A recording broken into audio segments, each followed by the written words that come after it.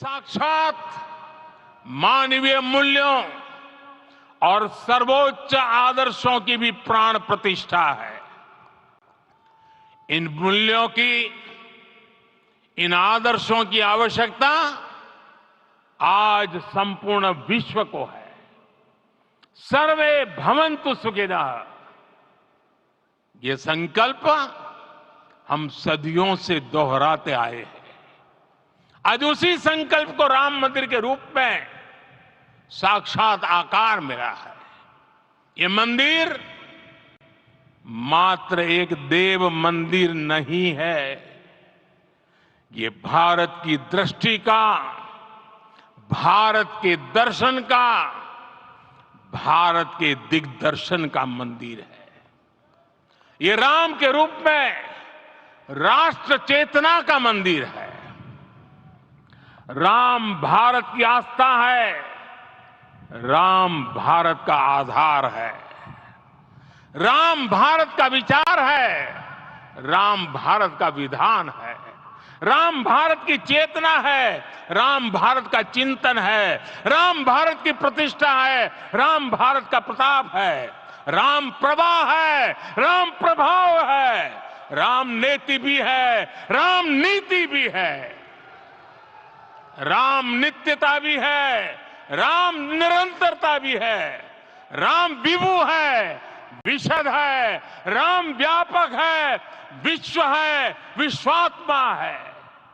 और इसलिए जब राम की प्रतिष्ठा होती है तो उसका प्रभाव वर्षों या शताब्दियों तक ही नहीं होता, उसका प्रभाव हजारों वर्षों के लिए होता है। महर्षि वाल्मीकि ने कहा है, राज्यम 10 सहस्त्राणि प्राप्य वर्षाणि राघवः, अर्थात राम 10,000 वर्षों के लिए राज्य पर प्रतिष्ठित हुए, यानी हजारों वर्षों के लिए राम राज्य स्थापित हुआ। जब त्रेता में राम आए थे तब हजारों वर्षों के लिए राम राज्य की स्थापना हुई थी। हजारों वर्षों तक राम विश्व पथ प्रदर्शन करते रहे थे।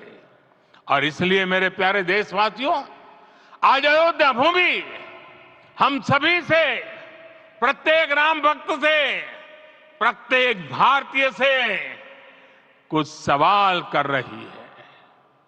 श्री राम का भव्य मंदिर तो बन गया, अब आगे क्या? सदियों का इंतजार तो खत्म हो गया, अब आगे क्या? आज के इस अवसर पर जो दैवीय आत्माएं हमें आशीर्वाद देने के लिए उपस्थित हुई हैं, हमें देख रही हैं, उन्हें क्या हम ऐसे ही विदा करेंगे? नहीं, कदापि नहीं। आज मैं पूरे पवित्र मन से महसूस कर रहा हूं कि काल चक्र बदल रहा है। ये सुखद संयोग है कि हमारी पीढ़ी को एक कालजयी पथ के शिल्पकार के रूप में चुना गया है।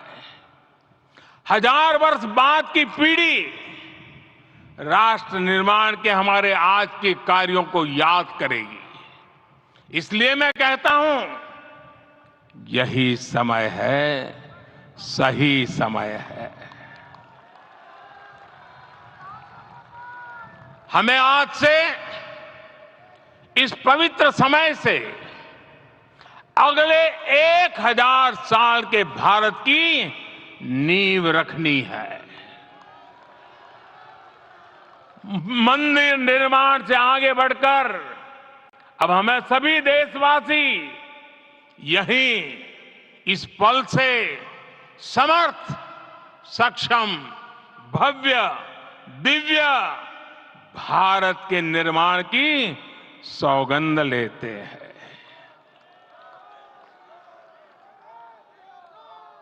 राम के विचार मानस के साथ ही जनमानस में भी हो, यही राष्ट्र निर्माण की सीढ़ी है।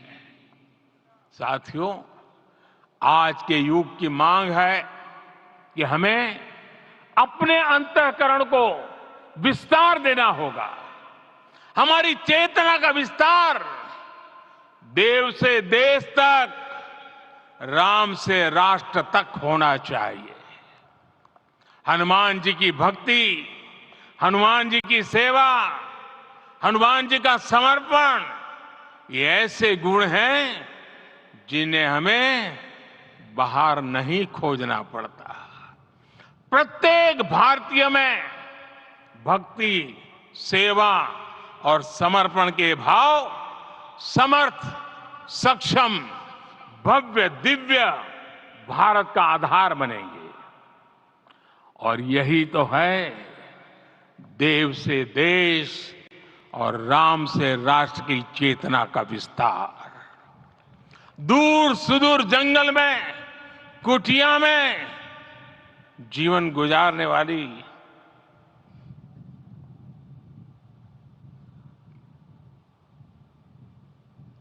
मेरी आदिवासी मां शबरी का ध्यान आते ही अप्रतिम विश्वास जागृत होता है। मां शबरी तो कब से कहती थी, राम आएंगे।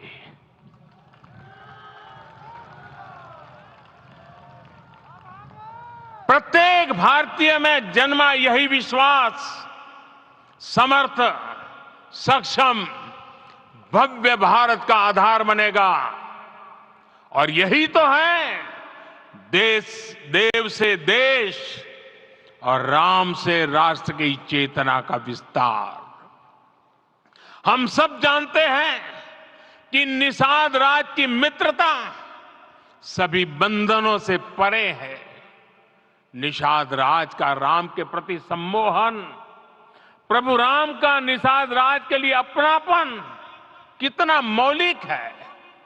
सब अपने हैं, सभी समान है। प्रत्येक भारतीय में अपनत्व की, बंधुत्व की ये भावना समर्थ, सक्षम, भव्य, दिव्य भारत का आधार बनेगी। और यही तो है देव से देश और राम से राष्ट्र की चेतना का विस्तार। साथियों, आज देश में निराशा के लिए रत्ती भर भी स्थान नहीं है। मैं तो बहुत सामान्य हूं, मैं तो बहुत छोटा हूं। अगर कोई ये सोचता है तो उसे गिलहरी के योगदान को याद करना चाहिए। गिलहरी का स्मरण ही हमें हमारी इस हिचक को दूर करेगा, हमें सिखाएगा कि छोटे बड़े हर प्रयास की अपनी ताकत होती है, अपना योगदान होता है।